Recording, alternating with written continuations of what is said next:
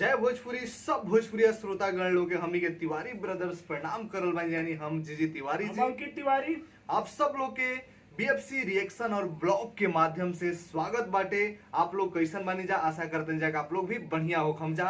तो एक बार फिर से आप लोग के लेके बीच में हाजिर बानी जा एगो नया रिएक्शन जो उनकी कुछ भाई लोग के कुछ भैया लोग के डिमांड रहे, छलकत हमरो जवनिया ये राजा, जो उनकी पवन सिंह के ही ना बल्कि भोजपुरी के बड़ी ही ब्लास्ट सबसे मतलब हिट गाना मानल गया, शायद 100 मिलियन भी पहला ही भोजपुरी के कोनो गाना रहे जो उनकी एक छलकत जो 100 मिलियन गई रहे। बाकी एक से एक बड़ा रिकॉर्ड बनेलस, अपना जमाना में सबसे बड़ हिट गाना रहे। तो गाना पे रिएक्शन मंगले वालों कई को भाई लोग तो जरूर सोचनी है कि टाइम जब भी मिलेला तो आप लोग के डिमांड भी हम पूरा करत रहनी। बाकी जो नया गाना आवेला वो पर रिएक्शन जल्दी आप लोग के देखे के मिलबे करेला। बाकी आप लोग सपोर्ट करी जा, नया चैनल बाटे तो हमनी के फेसबुक पे भी पेज के भी लाइक करी जा, इंस्टाग्राम पे भी फॉलो करी जा, बीएफसी रिएक्शन बन चुकल बा। और हमके भी जीजी तिवारी जी ऑफिशियल के भी आप लोग सब्सक्राइब करी जा यूट्यूब पे और प्यार आशीर्वाद दी जा। तने समाई की कृपा से गा ले बनी, बस आप लोग के सपोर्ट के जरूरत बा। तो ज्यादा लेक्चर ना करते हुए शुरू कर जाओ।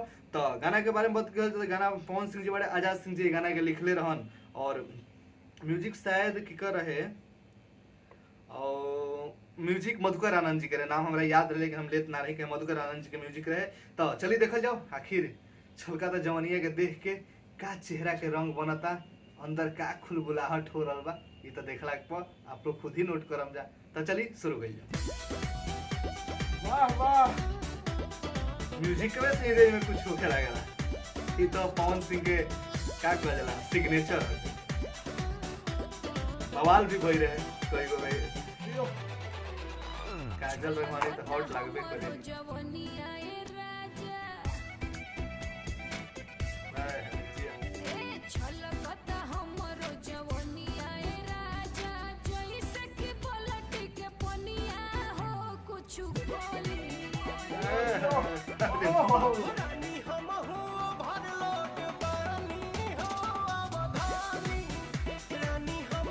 गाना जौन अंदर बसल हो भैया लोग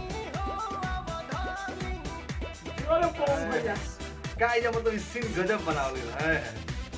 अभी डायरेक्टर के कमाल हाथ में सोचले बड़े ये सब चीज दिखावे बा, ये छोटी छोटी चीज है लेकिन सोचे छोटी छोटी चीज सोचे के पड़ेला।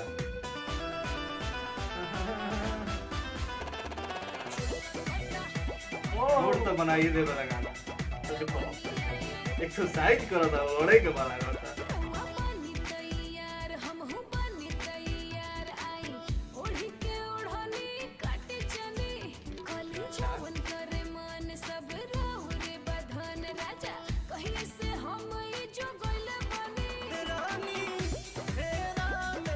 गजब कैसे जो गर्द मचा हिला था पूरा।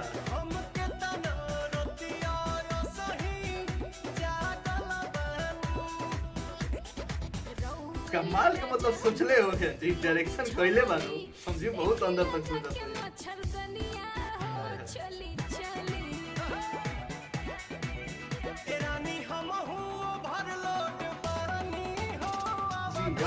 गजब जो कौन भैया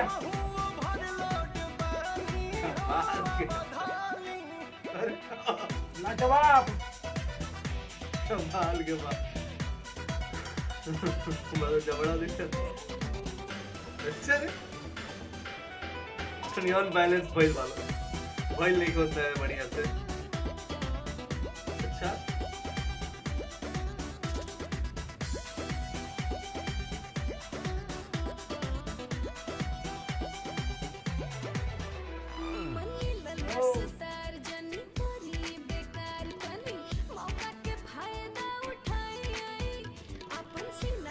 बाकी बात जोन बा कि काजल लगने पवन सिंह जोड़ी जब भी आवेला त हल्का मचा देला भोजपुरी में। ई कितना लोग मानेला जरूर बताइम जा।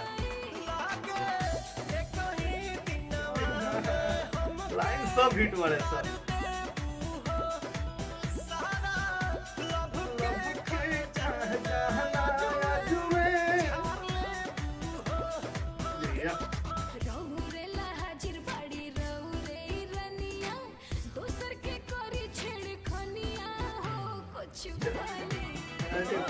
दोसर के बाद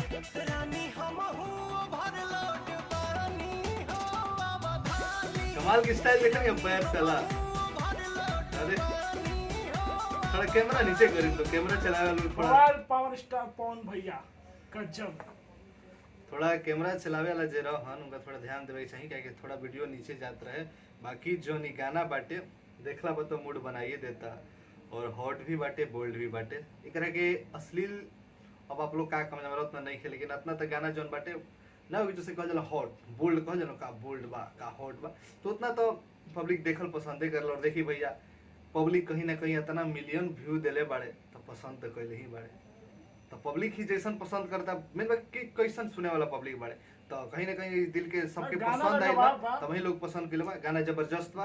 अच्छा एक गाना ही ना पूरा वीडियो बाटे और काजल और पवन सिंह के केमिस्ट्री भी काफी मैच करेला और जब भी जोड़ी आवेला तो हल्का मचा देवेला। ये हमार सवाल बा तो कितना लोग इस सवाल के मानेला कि काजल और पवन जी के जोड़ी जब भी आवेला तो हल्का मचा देवेला। और भोजपुरी के ये जोड़ी के कितना आप लोग रेटिंग देम ई जरूर बताइए नीचे कमेंट सेक्शन में। बाकी जबरदस्त बाटे गाना कुछ कहे लायक नहीं कि दिल पे राज करे लाई गाना माइंड दिलो दिमाग में हर जगह बसल भाई गाना एक एक एकर धुन एक एक स्टेप अपना लिए देख ले बन जा। बाकी आप लोग के रिएक्शन कैसा लगा जरूर नीचे कमेंट सेक्शन बताई जा और जुड़ा रही जा और सपोर्ट करत रही जा अपना भाई लोग के।